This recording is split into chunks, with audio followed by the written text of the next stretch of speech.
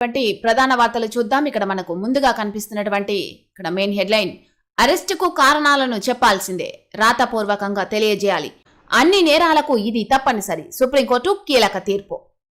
అరెస్టులకు కారణాలను చెప్పాల్సిందే అంటూ సుప్రీంకోర్టు కీలక తీర్పు వెలువరించినట్టుగా ఇక్కడ వార్త చూడొచ్చు.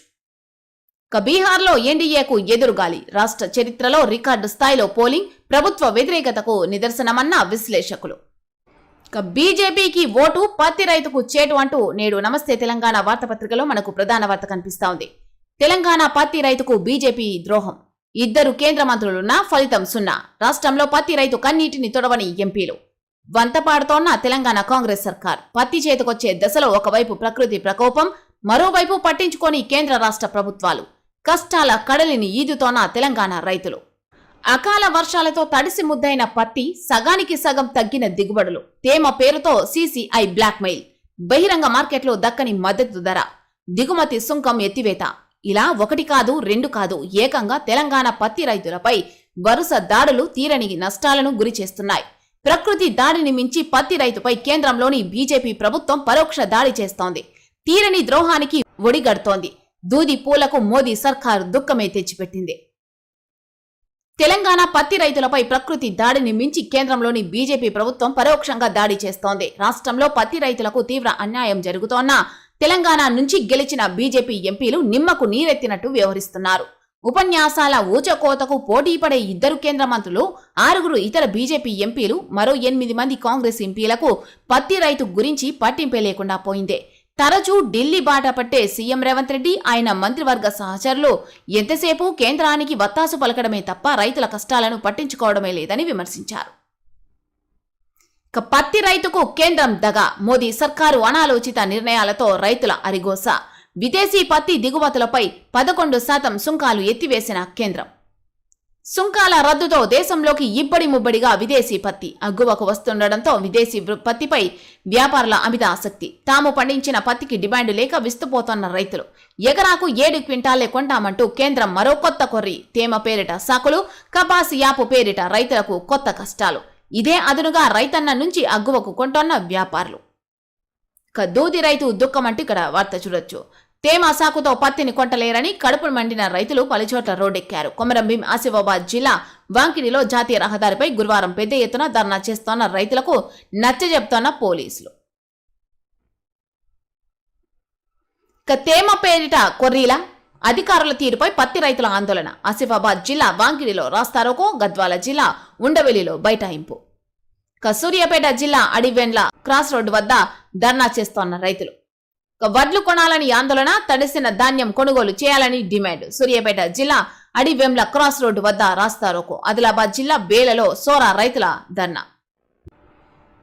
5 లక్షల ఇండ్లపై ఆస్తి పన్ను పిడుగు అంటే ఇక్కడ మరో వార్త చూడొచ్చు. బడుగులపై భస్మాసుర హస్తం అంటూ ఇక్కడ వార్త కనిపిస్తా ఉంది.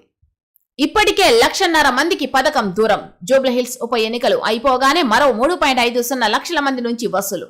పేదల మేలు కోసం 101 రూపాయల రాయితీ పథకాన్ని అమలు చేసిన కేసీఆర్ సర్కార్ 5 లక్షల మందికి 100 కోట్ల లబ్ధి. ఇప్పుడు ఆస్తి పన్ను సవరణల పేరుతో పథకాన్ని ఎత్తేస్తోన్న కాంగ్రెస్ ప్రభుత్వం. ముఖ్యమంత్రి రేవంత్ కు లేఖలు రాసినా ఫలితం లేదని వాపోతోన్న బాధితులు. రాయితీకి నీళ్లొదిన రేవంత్ సర్కార్ అంటూ ఇక్కడ వార్త చూడొచ్చు. ఆయన పేరు సిహెచ్ ప్రసాదరావు. PTIN నంబర్ 1140900341 కలిగిన తన ఇంటికి బీఆర్ఎస్ సర్కారు హయాంలో 101 రూపాయల పథకం కింద ఏటా 1,100 రూపాయలు మాత్రమే ఆస్తి పన్ను చెల్లించేవారు. సమాచారం లేకుండానే కాంగ్రెస్ సర్కారు ఉన్నట్టుండి 101 పథకాన్ని ఆపేసింది. ఇప్పుడు ఏటా 10,608 రూపాయల చొప్పున 4 ఏళ్ల ఆస్తి పన్నును 43,267 రూపాయలు ఒకేసారి చెల్లించాలని నోటీసులు జారీ చేయడంతో కంగు తినడం ప్రసాదరావు వంతైంది. పేద మధ్యతరగతి ప్రజల కోసం కేసీఆర్ ప్రభుత్వం తెచ్చిన ఆస్తి పన్ను రాయితీ పథకానికి కాంగ్రెస్ సర్కారు పాతరేసింది. పేద మధ్యతరగతి ప్రజల కోసం కేసీఆర్ ప్రభుత్వం తెచ్చిన ఆస్తి పన్ను రాయితీ పథకానికి కాంగ్రెస్ సర్కారు పాతరేసింది. నిరుపేదల ముక్కుపిండి ఆస్తి పన్ను వసూలు చేస్తూ ఖజానా నింపుకుంటోంది. ఇదెక్కడి అన్యాయమని అడిగితే నిర్దాక్షిణ్యంగా వ్యవహరిస్తోంది. 1,200 లోపు ఆస్తి పన్ను ఉన్న నిర్మాణాలకు 2017లో కేసీఆర్ ప్రభుత్వం పన్ను రాయితీ ఇచ్చింది. ఆ పరిధిలోని యాజమానులంతా ఏడాదికి 101 రూపాయల చొప్పున పన్ను చెల్లిస్తే సరిపోతుందని భరోసా ఇచ్చి అమలు చేసింది. ఇందులో భాగంగా 5 లక్షల మంది చెల్లింపుదారులకు 100 రూపాయల కోట్ల మేర లబ్ధి చేకూరింది. కానీ కాంగ్రెస్ ప్రభుత్వం ఈ పథకాన్ని అనధికారికంగా రద్దు చేసింది. పన్ను సవరణ పేరుతో చెల్లింపుదారుల మేడపై కత్తిపెట్టి మీకు 101 రూపాయల ఆస్తి పన్ను పథకం వర్తించదు, ఇకపై పూర్తి స్థాయిలో పన్ను చెల్లించాలి అంటూ ఎస్ఎంఎస్లు పంపిస్తోంది. భూముల మార్కెట్ విలువ భారీగా పెంపు, జూబ్లీహిల్స్ పోరు ముగియగానే రిజిస్ట్రేషన్ ఛార్జీల వడ్డన. హైదరాబాద్ లో సొంతింటి కల మరింత ప్రియం. బహిరంగ మార్కెట్ కు సమీపంలో సర్కారు రేటు 3-4 రెట్లు పెరగనున్న రిజిస్ట్రేషన్ వాల్యూ. విడదీయలేని బంధం ఇది అంటూ ఇక్కడ ఒక వార్త కనిపిస్తా ఉంది. కాంగ్రెస్ బీజేపీ అలైబలై. రాష్ట్ర కాంగ్రెస్ కు బీజేపీ రక్షణ కవచం అంటూ బీఆర్ఎస్ ముఖ్య నేతలు చెప్తున్న దానికి ఈ చిత్రాలు మరో సాక్ష్యంగా నిలిచాయి. గురువారం జూబ్లీహిల్స్ ఉప ఎన్నికల ప్రచారంలో కాంగ్రెస్ అభ్యర్థి నవీన్ కుమార్ యాదవ్, బీజేపీ అభ్యర్థి లంకల దీపక్ రెడ్డి ఎదురుపడి ఒకరినొకరు ఆలింగనం చేసుకున్నారు. పరస్పర విరుద్ధ భావాలు కలిగిన కాంగ్రెస్, బీజేపీ కేంద్రంలో కొట్లాడుకుంటూ రాష్ట్రంలో చెట్టాపట్టాలేసుకుని తిరగడంపై ఇరు పార్టీల శ్రేణులు విస్మయం వ్యక్తం చేస్తున్నాయి. పొంగులేటిపై సీఎం రాడార్ అంటే ఇక్కడ మరో వార్త చూడొచ్చు. బీహార్ కు తెలంగాణ ఇంటెలిజెన్స్ పోలీసులు పొంగులేటి కదలికల మీద నిరంతర నిఘా. రోజువారీ కార్యకలాపాలపై సమాచారం చేరవేత. పొంగులేటికి 30 నియోజకవర్గాల బాధ్యతలు. రాహుల్ ప్రియాంకతో సన్నిహితంగా మంత్రి. భయంగా ముఖ్యమంత్రి రేవంత్ రెడ్డి. రెవెన్యూ మంత్రి పొంగులేటిపై సీఎం రేవంత్ రెడ్డి తన నిఘా వర్గాలను ఉపయోగించారా? ఆయన రోజువారీ కదలికల మీద గూఢచర్యం చేస్తున్నారా? అందుకోసమే తెలంగాణ ఇంటెలిజెన్స్ బృందాలను బీహార్కు పంపించారా? ఆయన భౌతికంగా ఇక్కడే ఉన్నా మనసంతా పొంగులేటి చుట్టూనే తిరుగుతోందా? ఇక్కడ తను నిద్రపోకుండా అక్కడ నిఘా వర్గాలను నిద్రపోనీయకుండా చేస్తున్నారా అంటే అవుననే సమాధానమే కనిపిస్తోంది అంటూ ఇక్కడ వార్త చూడొచ్చు.